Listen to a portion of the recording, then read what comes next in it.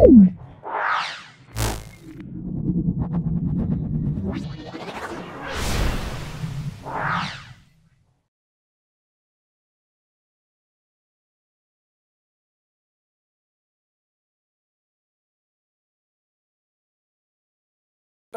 থেকে শেষ পর্যন্ত দেখো, অবশ্যই আমার এই ভিডিও থেকে তোমরা উপকৃত হবে।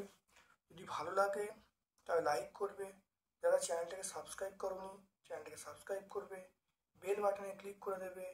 চলে এসো, আজকে আমরা আমাদের গ্রুপ এ সেই প্রশ্নে দেখো চলে আসছি। কোনটি ওজোন স্তরকে ক্ষয় করে না? ওজোন স্তরকে ক্ষয় করে না, অপশান ডি হলো carbon dioxide. Carbon dioxide ozone স্তরকে ক্ষয় করে না। কোন উষ্ণতাটির অস্তিত্ব নেই? কোন উষ্ণতাটির কোনো অস্তিত্ব নেই? দেখো, -40K, -40K এর কোনো অস্তিত্ব নেই। তাহলে আমরা অপশান সি বলবো, -40K মানে কেলভিন স্কেলে মাইনাস মানটা, এর কোনো অস্তিত্ব নেই। কোনটি বিচ্ছুরক মাধ্যম নয়? বিচ্ছুরক মাধ্যম নয় সেটা আমরা বলবো, দেখো, জল বিচ্ছুরক মাধ্যম, বায়ু বিচ্ছুরক মাধ্যম নয়, কাঁচ, গ্লিসারিন সব বিচ্ছুরক মাধ্যম, তাহলে বায়ুটা বিচ্ছুরক মাধ্যম নয়। কোন বর্ণের আলোক বর্ণের বিক্ষেপণ সবচেয়ে কম? বিক্ষেপণ সবচেয়ে কম সেটা আমরা বলবো লাল। লালের সবচেয়ে কম, বেগুনির সবচেয়ে বেশি, তাহলে আমরা লাল বলবো। বায়ু অপেক্ষা বড় অসৎ বিম্ব, বস্তু অপেক্ষা বড় অসৎ বিম্ব সৃষ্টি করে কোনটি? বস্তু অপেক্ষা বড় অসৎ বিম্ব তৈরি করে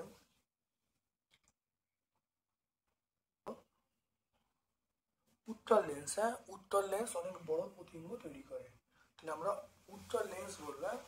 উত্তর লেন্স অনেক বড় প্রতিবিম্ব তৈরি করে।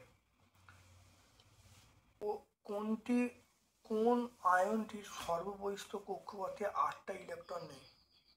তাহলে 8টা ইলেকট্রন নেই, আমরা এই ডি এরটা বলবো P2-।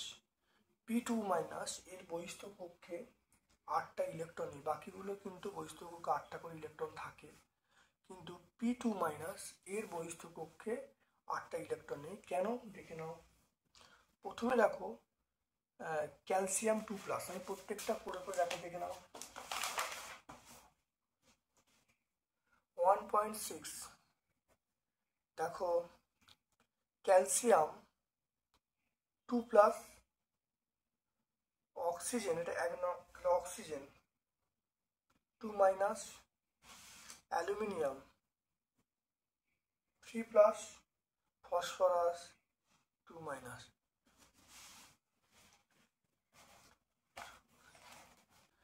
দেখো ক্যালসিয়াম, তাহলে ক্যালসিয়াম হলো এটা 20, প্রোটন সংখ্যা ক্যালসিয়ামের 20। ক্যালসিয়াম 2+, ক্যালসিয়াম 2+ মানে তাহলে এর মধ্যে প্রোটন সংখ্যা আমরা কটা বলবো? প্রোটন সংখ্যা তাহলে ক্যালসিয়াম 2+, এখানে দেখো এটা হলো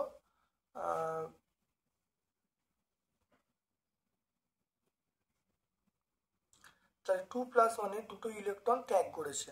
দুটো ইলেকট্রন যদি ত্যাগ করে, তাহলে দুটো ইলেকট্রন যদি ত্যাগ করে, তাহলে ক্যালসিয়াম দেখো ইলেকট্রন সংখ্যা 20 ছিল, ইলেকট্রন সংখ্যা 20, আর এখন এই ইলেকট্রন সংখ্যা দেখো 20 - 2, 20 - 2 মানে 18, 18 ভাঙা হয় 2, 8, 8।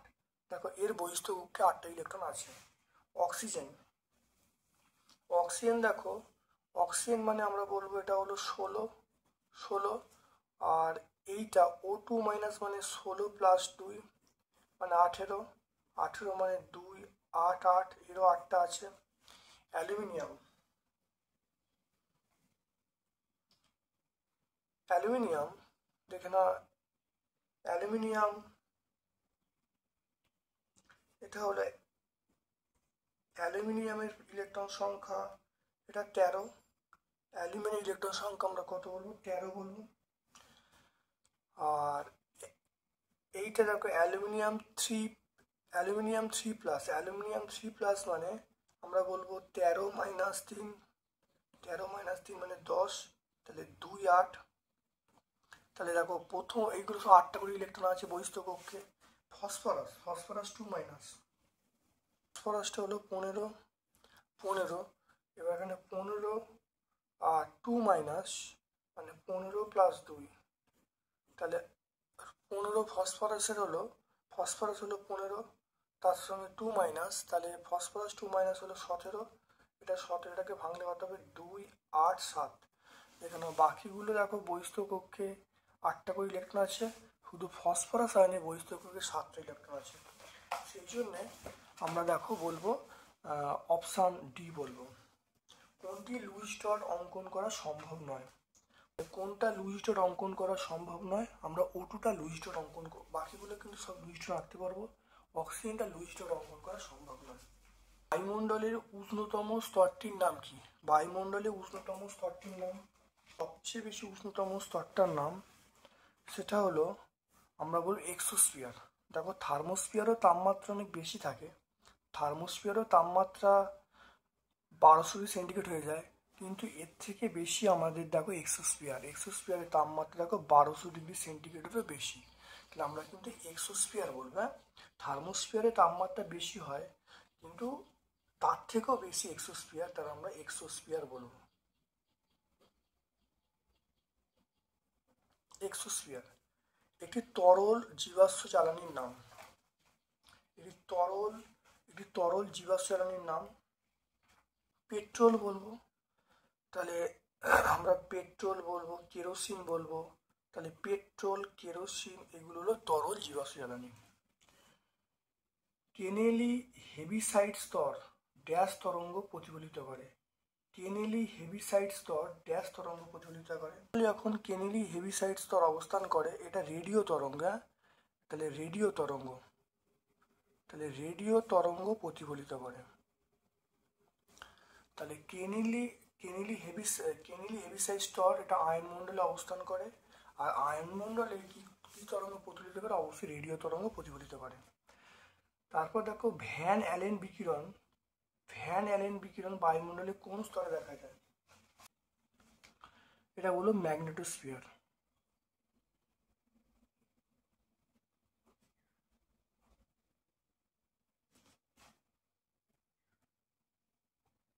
তাহলে ভ্যান অ্যালেন রেডিয়েশন দেখা যায় ম্যাগনেটোস্ফিয়ার। চার্লসের সূত্র অনুসারে 1/273কে বলা হয় আয়তন গুণাঙ্ক বা চাপ গুণাঙ্ক। আয়তন গুণাঙ্ক বলতে পারি বা চাপ গুণাঙ্ক আমরা বলতে পারি। আচ্ছা, বাস্তব গ্যাসের অণুগুলি ক্ষুদ্র আয়তন, কিন্তু আয়তন ক্ষুদ্র এবং সসীম। বাস্তব গ্যাসের অণুগুলো আয়তনটা খুব কম কিন্তু সসীম, এটা সত্য। তারপরে দেখে নাও দাড়ি কামানোর যন্ত্রে আমরা ব্যবহার করি সেটা হলো অবতল দর্পণ। দাড়ি কামানোর জন্য ব্যবহার করে অবতল দর্পণ। হর্ষ দৃষ্টিশক্তির জন্য আমরা ব্যবহার করি আমরা অবতল লেন্স ব্যবহার করি। আর গাড়ির ভিউ ফাইন্ডারে আমরা ব্যবহার করি সেটা উত্তল দর্পণ ব্যবহার করি। দুটি বড় ধাতুর নাম কি? দুটো বড় ধাতুর নাম, একটা হলো পিটি আর একটা হলো এজি। দুটো বড় ধাতুর নাম পিটি, এজি, এগুলো হলো বড় ধাতু। পিটি, এজি, এইউ এগুলো সব বলছে। প্ল্যাটিনাম, পিটি মানে প্ল্যাটিনাম, এজি মানে সোনা, রূপো, এগুলো বড় ধাতু। দুটো ইউনিটর মৌল, তো নেপচুনিয়াম বলবো, প্লুটোনিয়াম বলবো, অ্যামেরিসিয়াম বলবো। তাহলে নেপচুনিয়াম, প্লুটোনিয়াম, অ্যামেরিসিয়াম এগুলো বলবো। এমন একটি সমযোগের নাম বলো যা জলীয় দ্রবণ তড়িৎ পরিবাহী। এটা আমরা HCl বলবো, হাইড্রোক্লোরিক অ্যাসিড বলবো। এটা হলো জলীয় দ্রবণ তড়িৎ পরিবাহী। দেখো মিথাজেন্স কি? এরা কি পরিবেশে বাঁচে? মিথানোজেন্স কি? এরা কোন পরিবেশে বাঁচে? যেসব ব্যাকটেরিয়া বায়ুর অনুপস্থিতিতে বায়োমাসের বিয়োজন ঘটিয়ে মিথেন গ্যাস উৎপন্ন করে তাদেরকে আমরা মিথানোজেনিক ব্যাকটেরিয়া বা মিথাজেন্স বলবো। যেমন আমরা মিথানোকক্কাস, মিথানোব্যাকটেরিয়াম, এই কথাগুলো বলবো। পেজ নাম্বার 26-এ আমরা বলবো।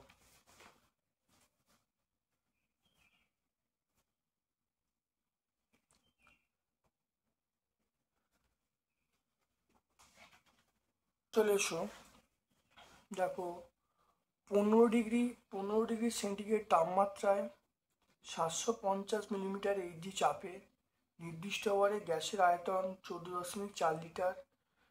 900 মিমি চাপে কোন উষ্ণতায় এই গ্যাসের আয়তন 12.5 লিটার হবে? দেখে নাও।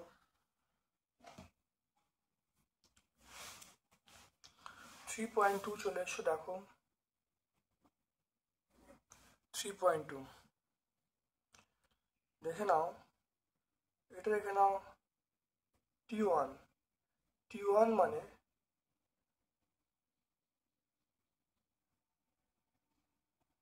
T1 মানে 273 প্লাস 15, 273 প্লাস 15 মানে এটা আমরা বলবো 288 কেলভিন। P1 মানে 750 মিলিমিটার এইচজি, P1 হলো। এবার দেখে নাও গ্যাসের আয়তন কত? V1, তাহলে V1 কত? 14.4 লিটার। তারপর দেখে নাও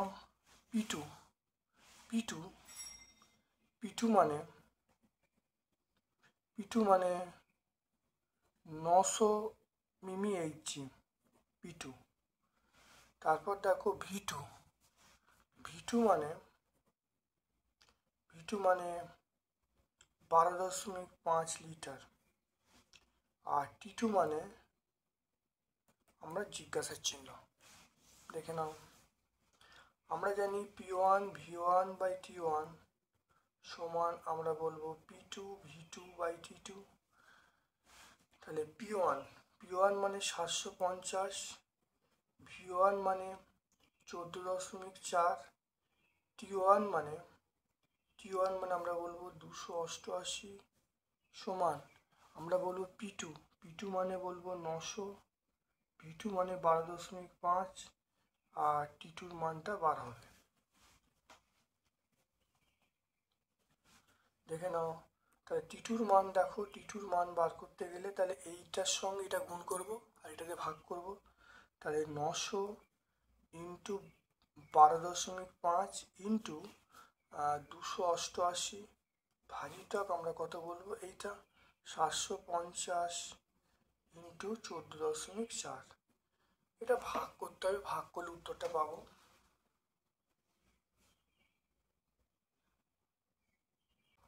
শূন্যটা কেটে দাও,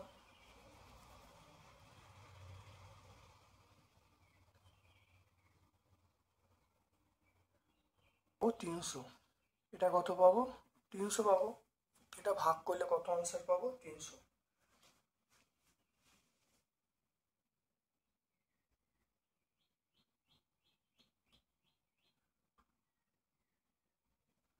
তাহলে গ্যাসটার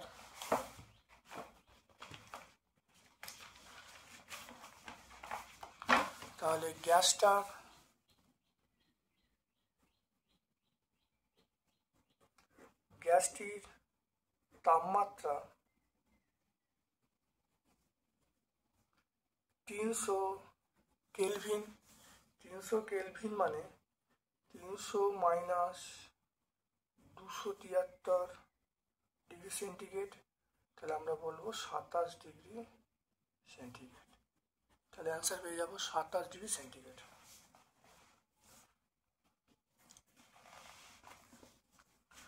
এরপর দেখে নাও কোনো গ্যাসের অথবা কোনো গ্যাসের 1 গ্রাম 7 ডিগ্রি সেন্টিগ্রেড তাপমাত্রায় 2 atm চাপে 410 ml আয়তন অধিকার করে। গ্যাসটির মোলার আয়তন কত? গ্যাসের ভর মানে ডব্লুর মানটা 1 গ্রাম দেওয়া আছে, টি এর মান 7 ডিগ্রি, তাহলে 273 প্লাস 7 কেলভিন, তাহলে 280 কেলভিন। পি এর মান দেওয়া আছে 2 atm,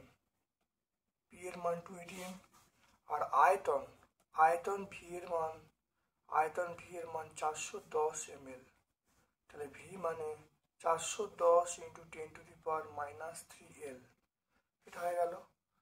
এবারে আর এর মান দেখো দেওয়া আছে আর সমান 0.082, এটা litre atm mole inverse kelvin inverse. এখানে দেখো এম এর মানটা চাইছে,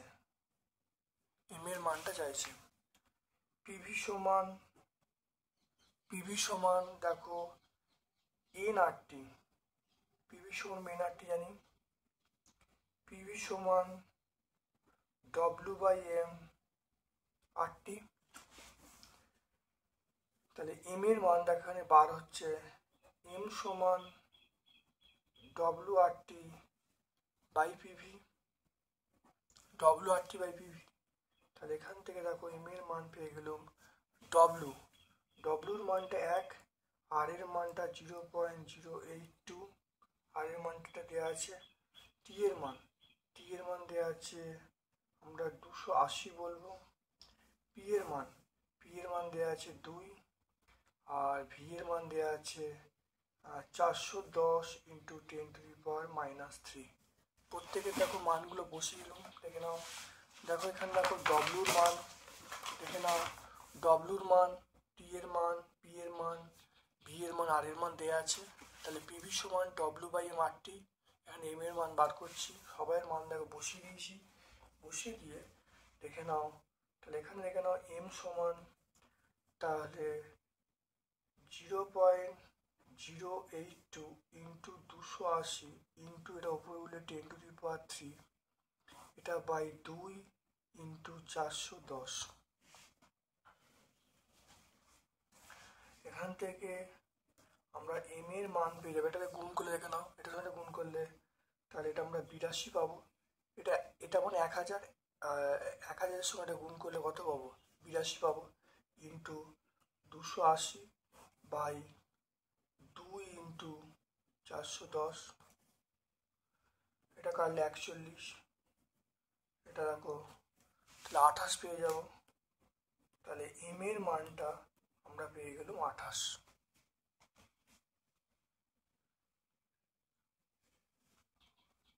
গ্যাসটির মোলার ভর কত? অতএব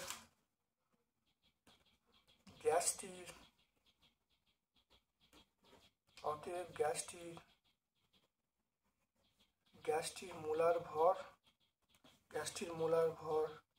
28 গ্রাম পার মোল। গ্যাসটির মোলার ভর আমরা বলবো 28 গ্রাম পার মোল। খুব ভালো করে দেখে নাও, খুব ভালো করে বুঝে নাও। তাহলে এটা দেখে নাও, গ্যাসটির মোলার ভর হলো 28 গ্রাম পার মোল। দেখো কাঁচের স্ল্যাবে সাদা আলো আপাতিত হলে নির্গমনের সময় বর্ণালীতে বিভক্ত হয় না কেন? কাঁচের স্ল্যাবের মধ্যে বর্ণালী সৃষ্টি হয় না কেন? তাহলে এখানে আমরা এই উত্তরটা আমরা বলবো, কারণ এখানে মেন কথাটা হলো যে আলো যখন এই কাঁচের স্ল্যাবের মধ্য দিয়ে বা ফাঁপা প্রিজমের মধ্য দিয়ে যাবে, তখন আলোর বেগ একই হয়। আলোর বেগ একই হওয়ার জন্য তাহলে আলোর বেগ একই হয়। আলোর বেগ একই হওয়ার জন্য তাহলে আলোটা বিশ্লিষ্ট হয় না, তাহলে সেই জন্য কোনো বর্ণালী সৃষ্টি হয় না। এটাই হলো মেন বক্তব্য। এটা দেখে নেবে, পেজ নাম্বার 229 পেজে আছে। এবার এটা আরও অ্যাপ্রোপ্রিয়েট হবে। দেখো, আয়তকার কাঁচের স্ল্যাবের ওপর দিয়ে সাদা আলো পড়লে বিচ্ছুরণ হয় না, কারণ এটা আরও সুন্দর করে লেখা আছে। তোমরা এইটা দেখেও বলতে পারো, খুব ভালো করে লেখা আছে। এটা তোমরা পড়ে নেবে, ব্যাখ্যা করে দিতে পারো চিত্রসহ। এটা আমরা ছায়াপ্রকাশ 178 পেজে পাবো। তাহলে এটা আমরা ছায়াপ্রকাশ 178 পেজে পাবো। তারপর এখানে অথবার প্রশ্ন, একটি উত্তল দর্পণের সামনে 30 সেন্টিমিটার দূরে একটি বস্তু রাখা আছে। দর্পণ তার উচ্চতার 1/3 উচ্চতা বিশিষ্ট একটি প্রতিবিম্ব তৈরি করলো। প্রতিবিম্বের দূরত্ব কত হবে? দেখে নাও।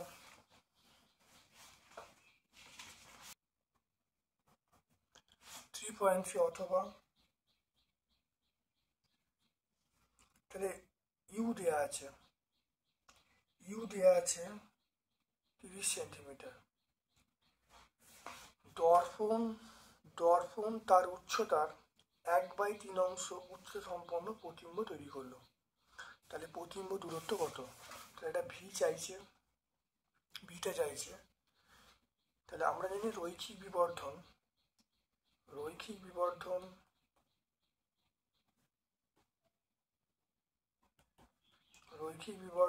এম সমান ভি বাই ইউ, রৈখিক বিবর্ধন এম সমান ভি বাই ইউ। তাহলে এখানে আমরা বলবো ভি বাই ইউ। তাহলে এখানে দেখে নাও প্রতিবিম্ব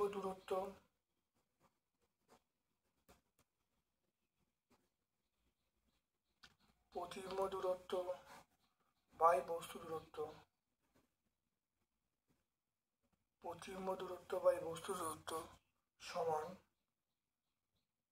প্রতিবিম্ব দূরত্ব বাই বস্তু দূরত্ব সমান, এটা হলো প্রতিবিম্বের উচ্চতা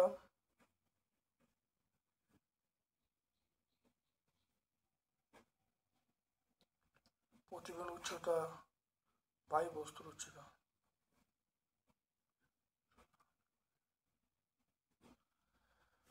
দেখো প্রতিবিম্ব দূরত্ব বস্তুর দূরত্ব, প্রতিবিম্ব বস্তুর উচ্চতা দেখে নাও। এখানে আমরা প্রতিবিম্ব দূরত্ব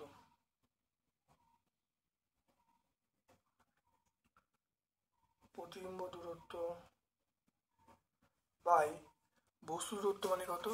দেখো 30 এখানে বসানো হয়েছে। এবার দেখো তাহলে একটি দর্পণ 1/3 অংশ উচ্চতা বিশিষ্ট প্রতিবিম্ব তৈরি করলো। তাহলে এর বস্তুর উচ্চতাটা আমি ধরলাম 1/3। তাহলে আমি বললাম বস্তুর উচ্চতা লেখা হলো, আর প্রতিবিম্বের উচ্চতা হলো 1/3 ইন্টু বস্তুর উচ্চতা। প্রতিবিম্বের উচ্চতা মানে কি 1/3 বস্তুর উচ্চতা। তাহলে বস্তুর উচ্চতা ক্যান্সেল হয়ে গেল। তাহলে এখানে দেখে নাও, বা প্রতিবিম্ব দূরত্ব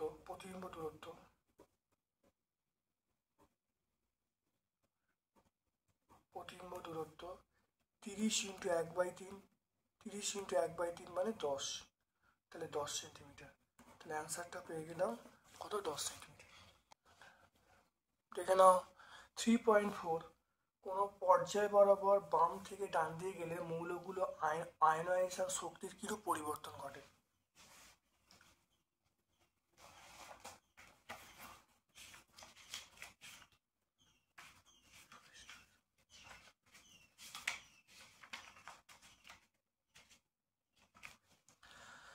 দেখে নাও, কোনো পর্যায় বরাবর মৌলগুলো বাম থেকে ডান দিয়ে গেলে মৌলগুলো আয়নাইজেশন শক্তি কিভাবে পরিবর্তিত হয়?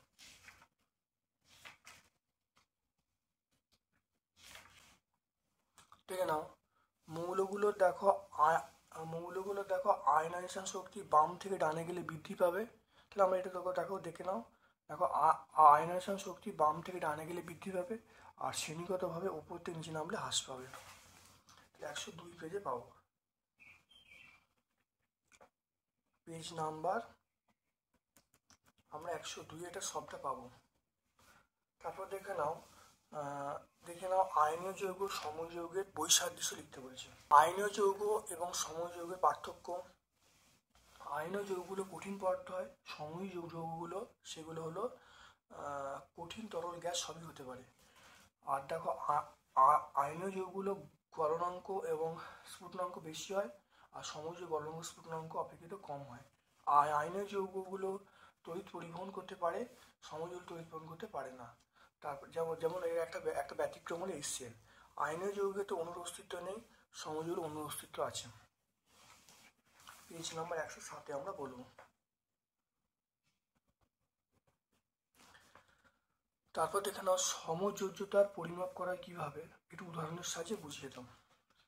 দেখে নাও সমযোজ্যতার পরিমাপ দেখে নাও সাধারণত অধাতুর ক্ষেত্রে বহিস্থ কক্ষে 4টে থেকে 7টি ইলেকট্রন থাকে। রাসায়নিক বিক্রিয়ায় সমযোজী অণু বা যৌগ সৃষ্টি হয়।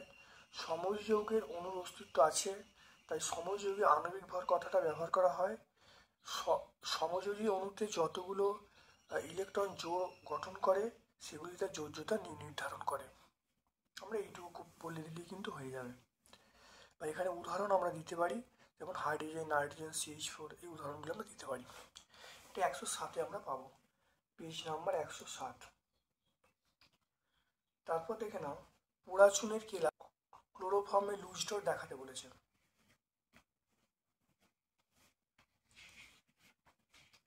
পোড়া চুন দেখো, পোড়া চুনের কেলাস গঠন দেখো, পোড়া চুনের কেলাস গঠন দেখতে পাচ্ছ। পোড়া চুন মানে ক্যালসিয়াম অক্সাইড, দেখতে পাচ্ছ কেলাস গঠন কীভাবে তৈরি হয় এটা দেখতে পাচ্ছ। আর তারপর দেখো ক্লোরোফর্মে লুজ ডট, ক্লোরোফর্মে লুজ ডটটা দেখে নাও, ক্লোরোফর্মে লুজ ডট দেখে নাও খুব ভালো করে। এটা হলো দেখো ক্লোরোফর্মে লুজ ডট, আর এটা হলো CCl4 এর লুজ ডট। এটা আমি এক্সট্রা বলে দিলাম CCl4, এটা হলো আলোচ্য প্রশ্নে দেখো ক্লোরোফর্মে লুজ ডট দেখে নাও। তারপর দেখে নাও চার্লসের সূত্র থেকে ভিটি লেখচিত্র অঙ্কন করতে বলছে।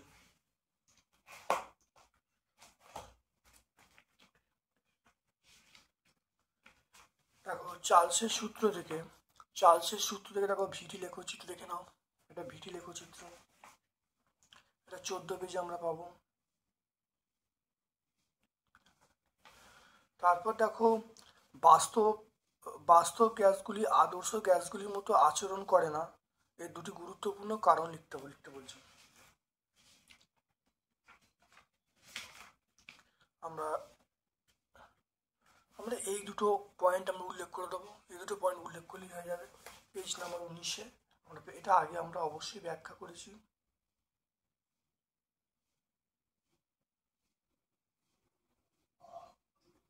পেজ নাম্বার 19-এ আমরা পেয়ে যাব। তারপর দেখে নাও অথবা প্রশ্ন চলে এসো, শুষ্ক বায়ু অপেক্ষা আর্দ্র বায়ু হালকা ব্যাখ্যা করতে বলছে। এটা শুষ্ক বায়ু অপেক্ষা আর্দ্র বায়ু হালকা আমরা এর আগে করেছি, খুব ইম্পর্টেন্ট প্রশ্ন। এবছরের মাধ্যমিক এই প্রশ্নটা পড়েছে, মানে 2025-এ মাধ্যমিক এই প্রশ্নটা কিন্তু এসেছিল। তাহলে আমরা এটা দেখে নেবো, পেজ নাম্বার 17-ই আমরা পেয়ে যাব, পেজ নাম্বার 17। এক মোল গ্যাসের ক্ষেত্রে PV/T এর একক কি? Joule, mole inverse, kelvin inverse. তাহলে এর একক হবে joule, mole inverse, kelvin inverse.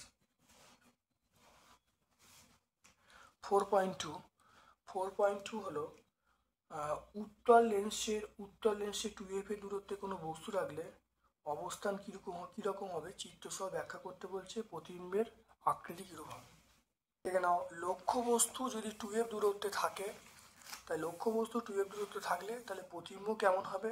প্রতিবিম্ব সৎ হবে, অবশীর্ষ হবে, বস্তুর আকারে সমান হবে। এটা ব্যবহার কোথায় করতে পারবো? দূরবীন যন্ত্রে আমরা ব্যবহার করতে পারবো। পেজ নাম্বার 620-তে এটা আমরা উচ্চ মাধ্যমিক বই থেকে নিয়েছি, তোমরা ওটা ছবিটা এঁকে নেবে। শূন্যস্থানে আলো বিচ্ছুরিত হয় না কেন?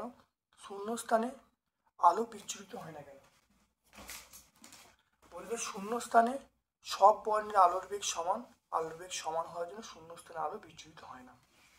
তারপর চলে এসো কাঁচের প্রতিসরাঙ্ক 1.5 এবং শূন্য মাধ্যমের মধ্য দিয়ে আলোর গতিবেগ 3 × 10 মিটার/সেকেন্ড। কাঁচের ভেতরে ওই 500 মিটার যেতে কত সময় নেবে? এখানে দেখো আমরা জানি মিউ সমান c/v, মিউ এর মান 1.5, সি এর মান 3 × 10⁸, এটা হলো ভি। তাহলে এখান থেকে ভি এর মানটা হলো 3 × 10⁸/1.5। তাহলে ভি এর মানটা আমি পেয়ে গেলাম কত? 2 × 10⁸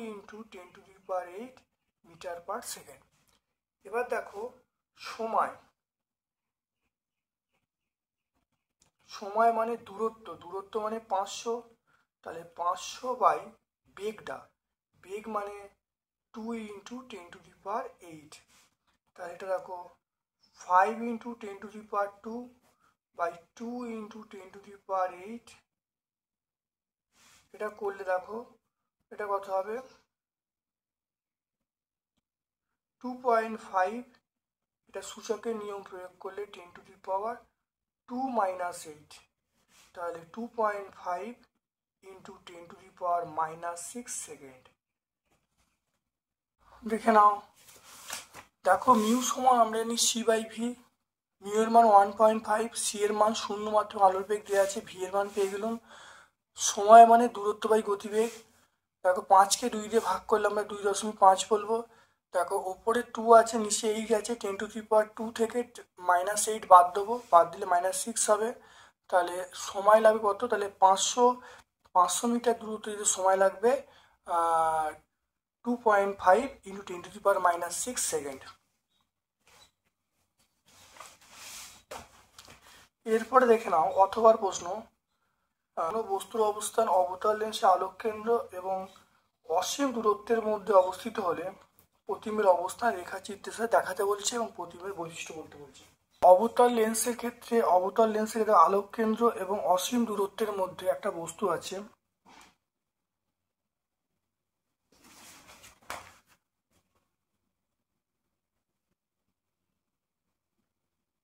আলোক কেন্দ্র এবং অসীম দূরত্বের মধ্যে একটা বস্তু। দেখো এখানে দেখো আলোক কেন্দ্র আর অসীম দূরত্ব বলতে ধরো ফোকাসে আমরা বাইরে বস্তু বলবো। তাহলে হলে কি হবে, এই ছবিটি তোমরা আঁকবে, এঁকে তোমরা বলবে যে প্রতিবিম্বটা বস্তুটা অসৎ বস্তু, তাহলে প্রতিবিম্বটা সমশীর্ষ হবে। আমরা এটা বলে দেবো, পেজ নাম্বার 51 পেয়ে যাব। বিজ্ঞানী মোজলের সিদ্ধান্ত লিখতে বলছে, বিজ্ঞানী মোজলের সিদ্ধান্ত দেখে নাও। সিদ্ধান্তের ফলে মোজলের সিদ্ধান্ত ফলে মৌলগুলোকে পারমাণবিক ভরের পরিবর্তে ক্রমবর্ধমান পরমাণু ক্রমাঙ্ক অনুসারে সাজিয়ে ওই মেন্ডেলিফের পর্যায় সারণী সংশোধন করেছেন এবং এটার নাম দিয়েছেন দীর্ঘ পর্যায় সারণী। এটাই সিদ্ধান্ত। 93 পেজে আমরা পেয়ে যাব, পেজ নাম্বার 93। তারপর তড়িৎ ঋণাত্মকতা অনুসারে MgClAlP এগুলো সাজাতে বলছে। MgClAlP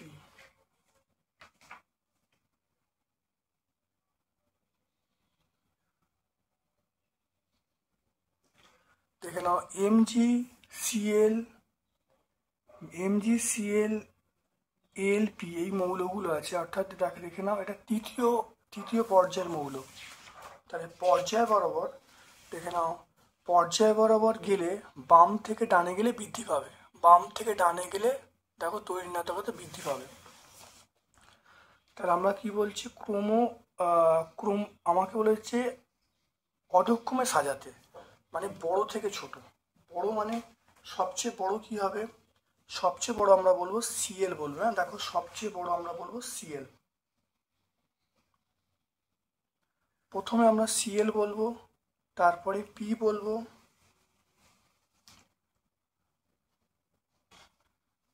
Cl বলবো, P বলবো,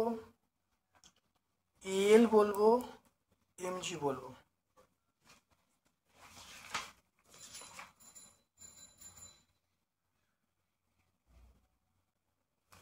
তাহলে সবচেয়ে বেশি হলো Cl, তারপরে P, তারপরে Al, তারপরে Mg হয়ে গেল। তারপর দেখো আর্গন মৌলটি দীর্ঘ পর্যায় সারণীর কোন পর্যায়ে কোন শ্রেণীতে আছে। আর্গন মৌলটি দেখে নাও,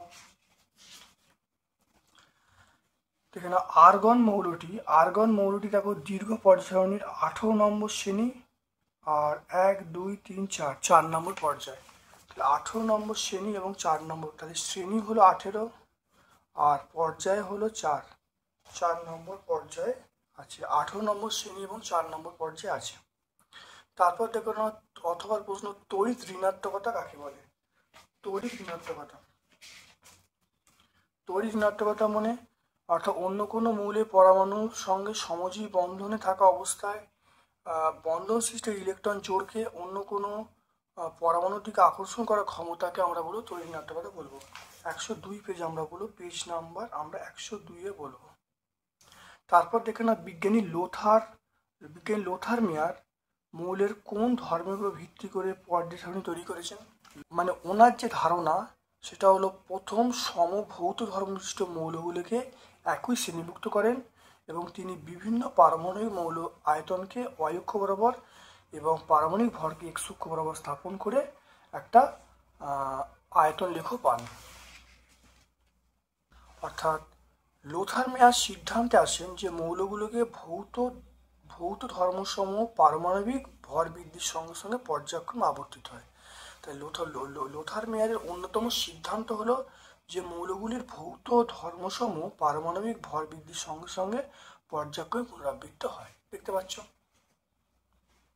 মৌলগুলোর ভৌত ধর্মসমূহ পারমাণবিক ভর বৃদ্ধির সঙ্গে সঙ্গে পর্যায়ক্রমে পুনরাবৃত্ত হয়। আজকে আমরা 11তম সেটটা সম্পূর্ণ ব্যাখ্যা করলাম। আমার পক্ষ থেকে সকলকে ধন্যবাদ এবং শুভ কামনা জানাচ্ছি।